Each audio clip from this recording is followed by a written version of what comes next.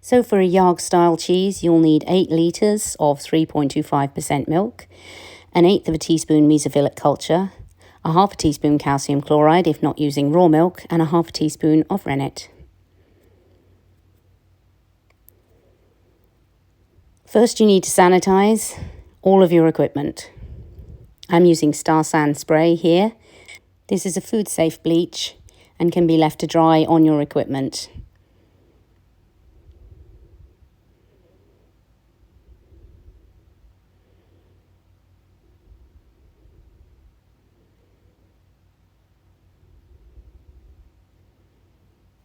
As you can imagine, I go through a fair bit of Star San. I also spray around the inside of my pot, which has been boiled, but just for safety. I place everything on a plate with a clean paper towel over the top. Here you'll see I'm using boiled water. We don't want to use chlorinated water as that will kill our cultures.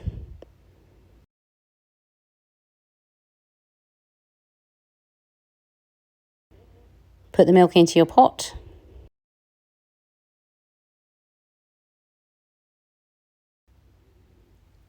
So we now heat the milk to 30 degrees C or 86 F.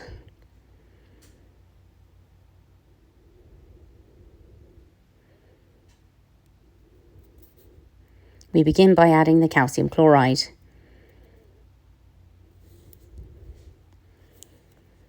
The reason we add liquids to water before we put them in the pot is that it helps them become more soluble, and especially with the rennet that likes to float, it helps you get it mixed through the milk more readily than if you were just pouring it straight in. That's the calcium chloride. Again, you can leave this out if you're using raw milk.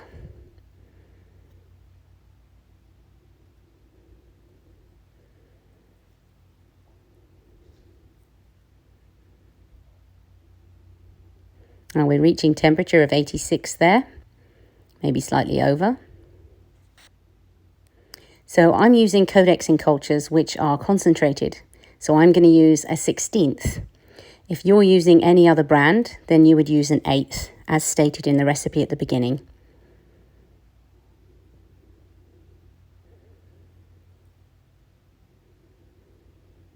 So we leave that to rehydrate for a few minutes and then stir it in. Because it's a powder, if you just try and stir straight away, you'll get clumps and there'll be hardly any flavour in some of your cheese.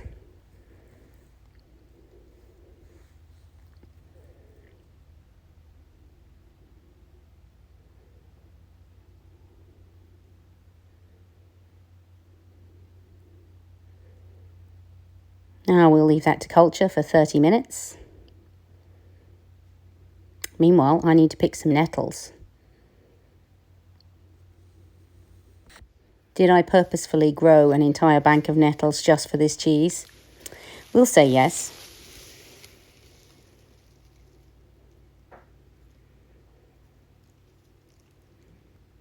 So now they need a good clean.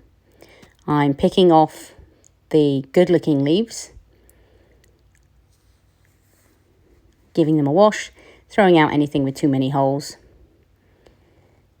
Because this nettle is flowered already, there's no spikes on these nettles anymore, so I can touch them with my bare hands.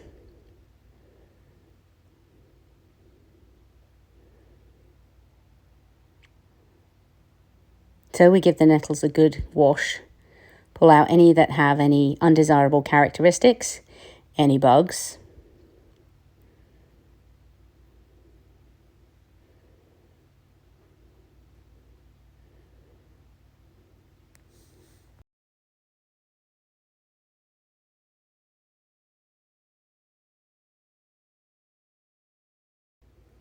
Now we add the rennet.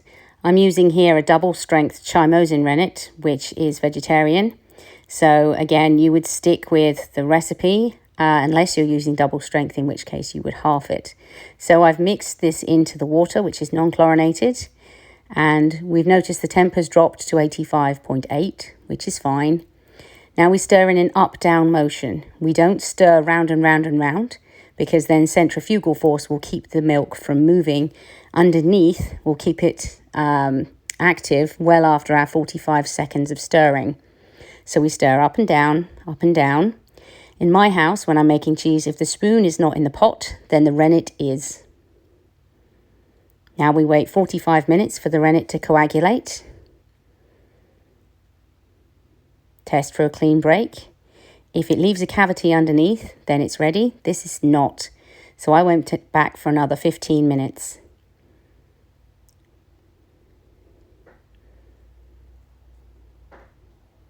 That's a much better curd set. And you can also see the pools of whey on the top where I had clean break tested before and not found a clean break.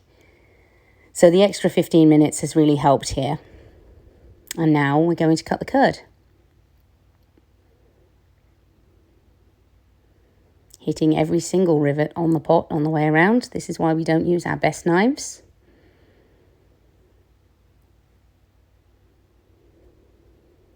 Cutting into about 1/2 inch cubes. That's about 1 centimetre.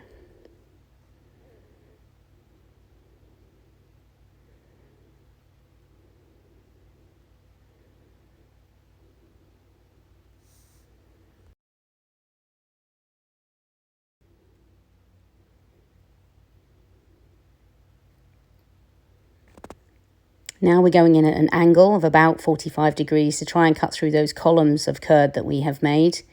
Any that you miss, you can catch with your spoon later. We're leaving that to rest for 10 minutes. We notice the temperature has gone down a little bit, but that's not a big issue. Now the first stir, you literally place your spoon into the pot and gently move it from one side to the other. The curd should move out of the way of the spoon, kind of like people in a subway station.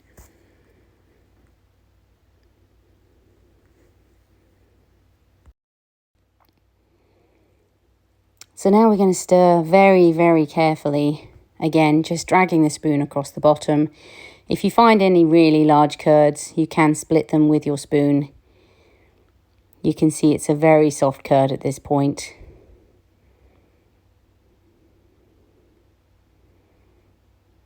And we're going to slowly stir this for about 20 minutes. Over this period of time, we're going to raise the temperature to 34 or 94, whilst gently stirring. This helps expel the whey and gives us the dry, crumbly texture that we're looking for in a Caerphilly cheese.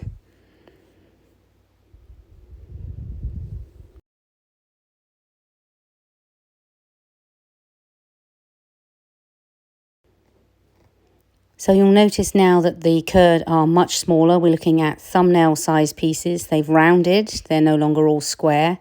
Some larger ones still in the pot. We're only at 91, 92 degrees. We're aiming for 94. So a little more stirring. We can be a little more aggressive with the stirring now. We don't have to baby the pot quite as much. You'll notice when I'm stirring that the temperature is actually going down. This is because it's measuring the temperature on one side of the pot where the burner is hottest. I'm mixing the curds and whey so that we get an accurate temperature reading, which is closer to 89. So we've reached temperature now, that's 94, which is 34°C. And if we look at the curds, you'll see they're about thumbnail-sized pieces, mostly uniform. Looking good. Now we're going to star sand spray everything that's about to touch the cheese. So inside the colander, outside the colander. I then put the colander down on a surface which was not sanitized. So we'll come back to that once I've sprayed the pot inside and tipped it out. And then just get the outside of the colander again. Now I have boiled my cheesecloth, but that was several hours ago, so I'm just going to douse the whole thing with star sand spray again. The sink area has been cleaned.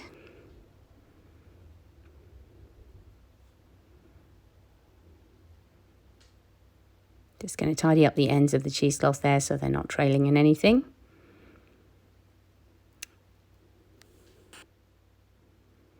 Now, during this time, we've been leaving the pot to stand so that the curd will drain to the bottom. This makes it a lot easier to dip off the whey so that we can then spoon the curd into the colander without it going everywhere. So now I'm just going to use a small jug to ladle out all of the whey down to the curd line, and then I'll start loading the curd into the colander as well. Once that's finished free draining, I'll put it into the mould, flatten out the edges, and then pop it into the press.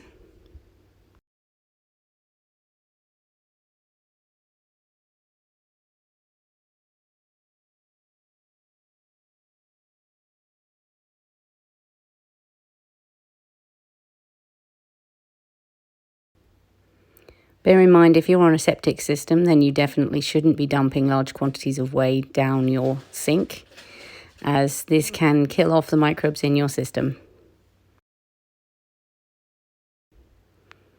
There's a whole page on my website, cheeseneeds.com, about what you can do with whey.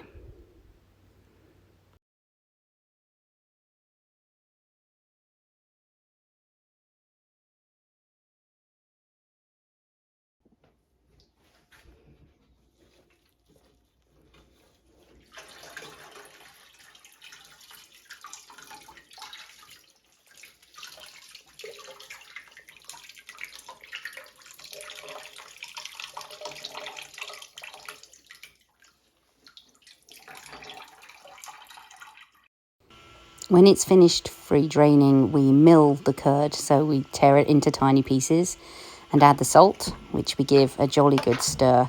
You want the salt mixed throughout completely. Last minute sanitize of the mould that we'll be using.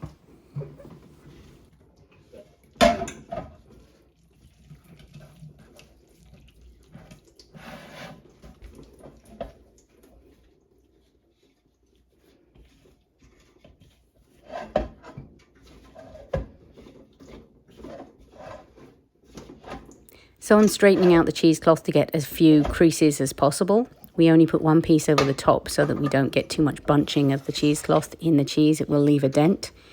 And then I just wrap the rest of the cheesecloth around the top of the follower, because that tends to keep the follower from going to one side or the other. It tends to keep it straight. You need to make sure that the top of the follower is the thing touching the bar and not the edge of the mould. So I'm using a follower extension device here, also known as a can of soup. So we initially press very lightly. It's about 3 pounds, that's 1.5 kilos for an hour.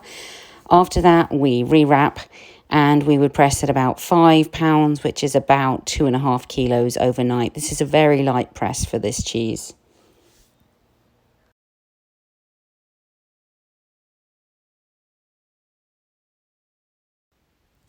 After the first press, we remove the cheese from the press, flip it in its cheesecloth. The bottom end should be completely smooth, the top end might be slightly rougher, so we end up with the bottom being the top and vice versa. Drain off any whey that's accumulated during this time. Obviously the sideboard is sanitized. Anytime anything touches our cheese, it needs to be sanitized.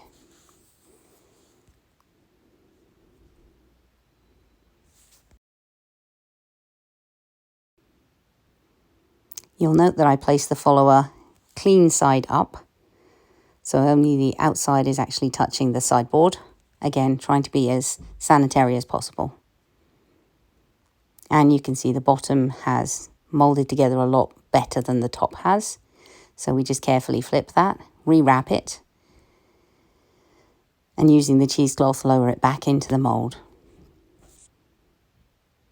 If you don't use a cheesecloth at this point, if you take the cheesecloth out right now, then the area that is pitted and not knitted together properly won't knit together properly. The cloth is necessary to help those curds become one cohesive unit. And again, wrapping any excess cheesecloth just to help the follower stay straight. You may have noticed at this point my disappearing tattoo. One part of this video had to be re-recorded, and it was re-recorded after I had a delightful cheese tattoo on my wrist. So when I originally recorded this video, I had no tattoo, as you can see here. If you go back to the draining the curd stage, you'll see my little cheese tattoo.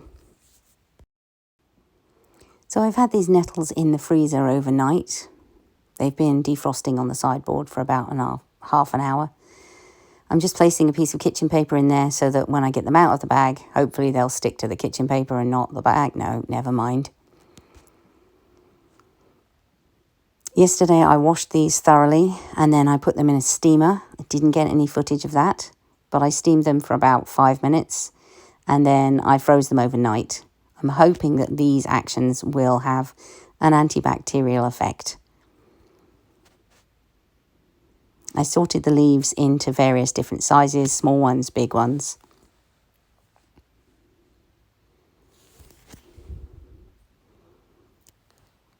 After the second pressing, I took the cheesecloth off the cheese.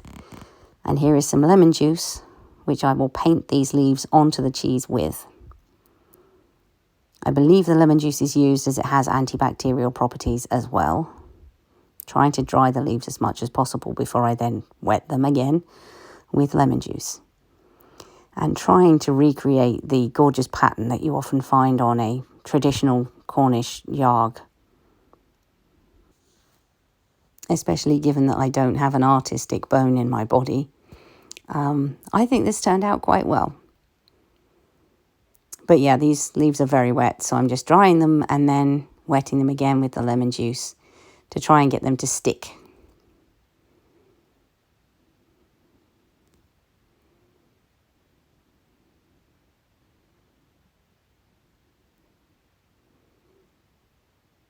So far, so good.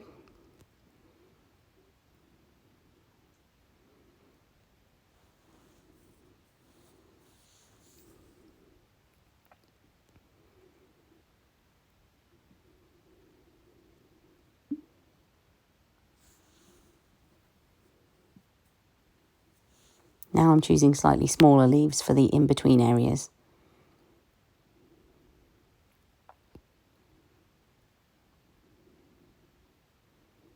Hadn't really worked out a pattern at this point. Kind of winging it.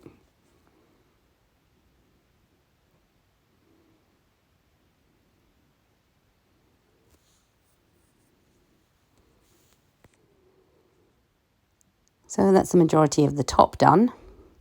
I edited the video. Nobody needs this to be half an hour long. Gently turning it over and noticing that some of the leaves are not sticking as well as they ought to be. You just have to be fairly careful at this point.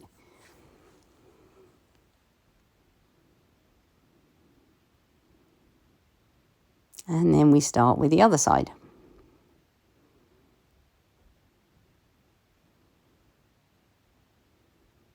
I'm attempting to have no overlap, but some space in between these leaves.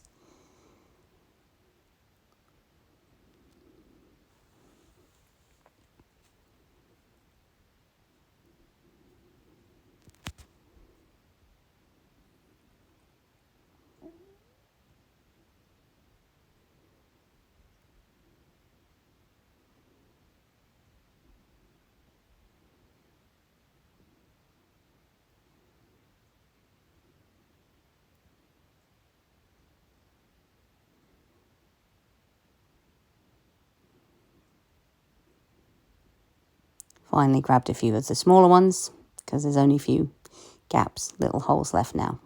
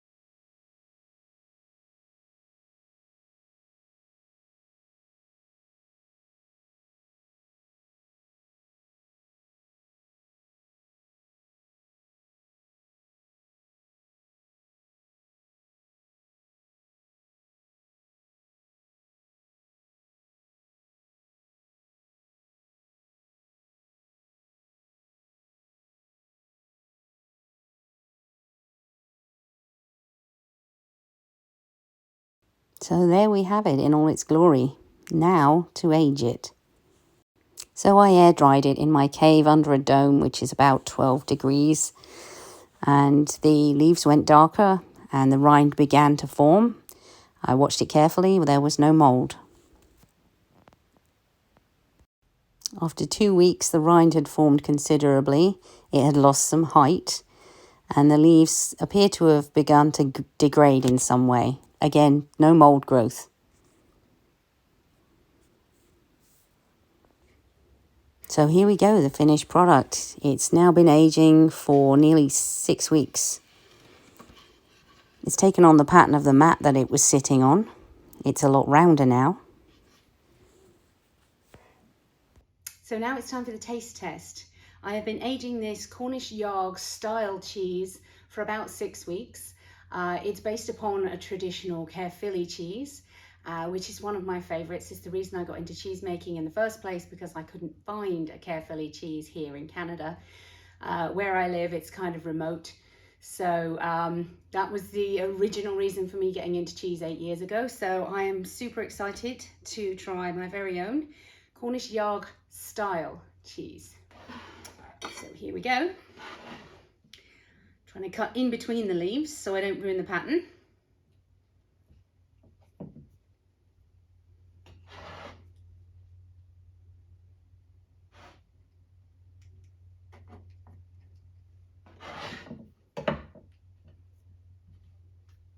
Okay, so there's a nice firm paste that you would expect with Caerphilly. Ordinarily Caerphilly, you wouldn't get such a clean cut, it would be more crumbly than this. Let's just try a piece.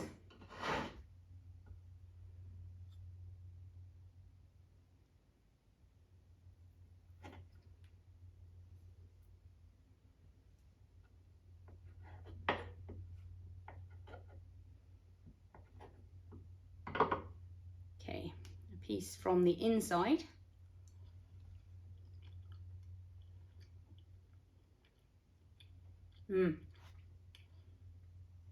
There's the Caerphilly flavour in the back there. It's very bendy, which is very unusual for Caerphilly. Almost all of my Caerphillys have been crumbly.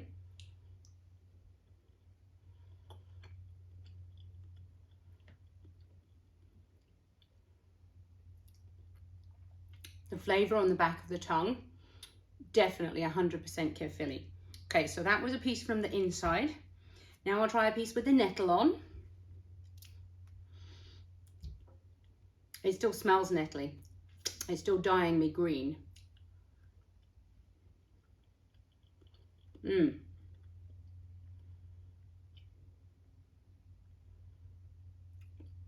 There's kind of a woodsy flavour to it. It's not earthy, not mushroomy, but more sort of petrichor, the ground after rain. That's the kind of, that smell you get when it's just rained.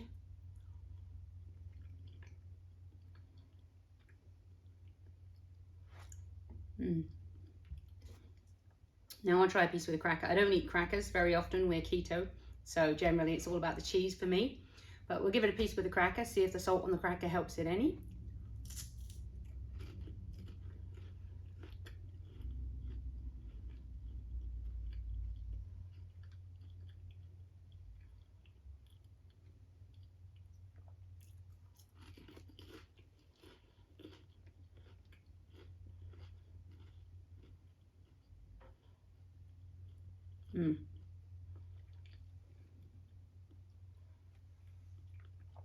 The flavour is definitely there. It's definitely Caerphilly. The leaves on the outside specifically give a real depth of flavour, a real sort of lightness, but also there's definitely a flavour there. This is a winner. This is Caerphilly and then an extra level of flavour. So definitely this piece is going in my fridge. Just gonna no, I'm kidding. This piece is definitely going in my fridge. The rest of the cheese I'm going to split and vac seal in 2 separate pieces. One of them I'll try in about 6 weeks. One of them I'll try in about 12 weeks, which puts us right at Christmas. I think this is going to be amazing on a Christmas table. It's visually stunning. This next to a wine-soaked cheese and some bright white feta with a brie baked with fig jam. It's going to be an absolute wonderful spread.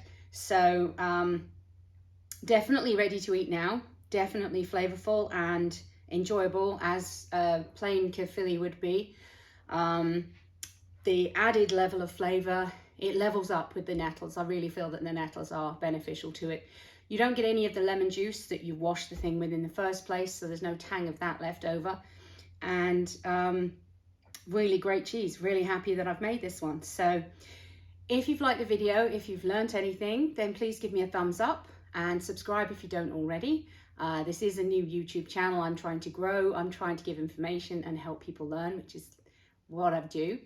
If you need any supplies for cheese making, then cheeseneeds.com will ship worldwide. If you contact me, I can get you a shipping quote if my website doesn't already have a shipping quote for your country.